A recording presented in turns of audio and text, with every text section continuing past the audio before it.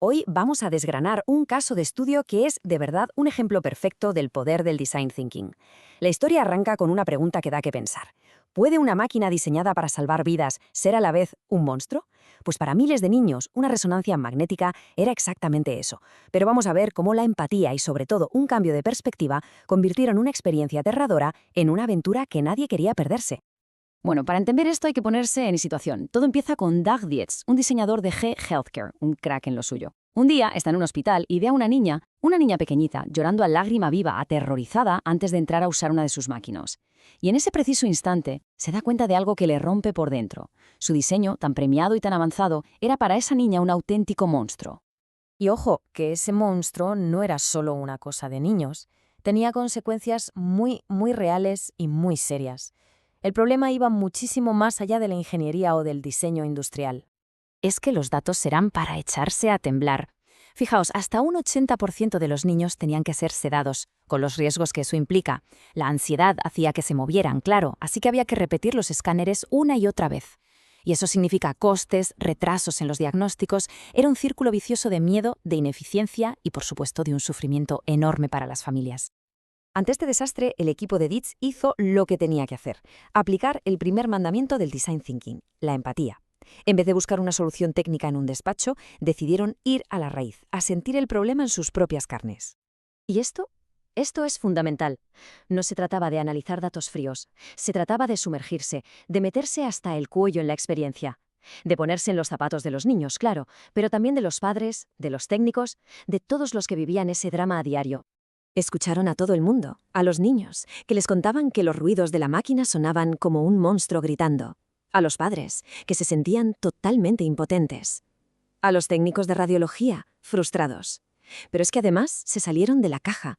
Hablaron con expertos de un museo infantil para entender de verdad cómo funciona la mente de un niño. Y de toda esa escucha, de toda esa empatía, nació la chispa. El momento eureka. Y no fue al encontrar una respuesta, ¿no?, sino al formular una pregunta completamente diferente. Y aquí está la clave de todo, el punto de inflexión. Dejaron de preguntarse cómo podían hacer una máquina mejor y empezaron a preguntarse cómo podían transformar la experiencia humana. Pasaron de un problema de ingeniería a un desafío de diseño centrado en las emociones.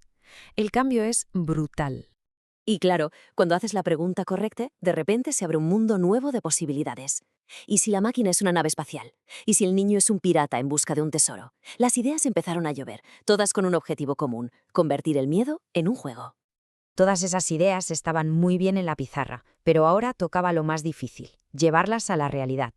Pasaron a la siguiente fase del proceso: prototipar y probar.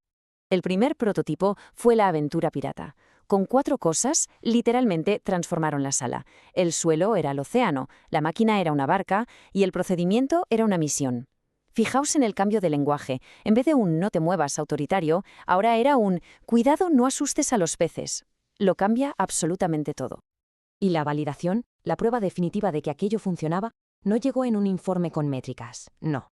Llegó con la pregunta de una niña que acababa de salir de la máquina. Se giró hacia su madre y le dijo: «Mamá, ¿podemos volver mañana?». Esa pregunta, esa simple pregunta, lo decía todo. Habían conseguido que un niño quisiera repetir una resonancia magnética. Impresionante. Y esa anécdota fue solo la punta del iceberg, porque cuando se pusieron a medir el impacto real, los resultados fueron igual de espectaculares. Y de todo esto, claro, se extraen lecciones potentísimas para cualquier proceso de innovación. Los números son clarísimos. La necesidad de sedar a los niños se desplomó. Pasó de un 80% a menos de un 10%. Esto se traduce en procedimientos más seguros, menos riesgos y hospitales mucho más eficientes. Y la satisfacción de los pacientes, bueno, se disparó un 90%. Un 90%. No solo habían mejorado un procedimiento, es que habían creado una experiencia positiva que los niños y sus familias recordarían para siempre. Entonces, ¿con qué nos quedamos de todo esto? Pues con 4 lecciones que son oro puro. La primera, la empatía es el principio de todo. Hay que sentir el problema. La segunda, redefinir la pregunta te cambia el juego por completo. Tercera, al idear, a veces tener pocos recursos te obliga a ser más creativo. Y cuarta, la validación más potente, al prototipar, viene de las personas reales, no de las métricas. Al final, esta historia lo que nos demuestra es que el diseño centrado en las personas puede resolver problemas que parecen imposibles, incluso en los entornos más complicados, y nos deja con una pregunta flotando en el aire para que reflexionemos. En nuestro trabajo, en nuestros proyectos, ¿cuál es ese monstruo que está esperando a que lo convirtamos en una aventura?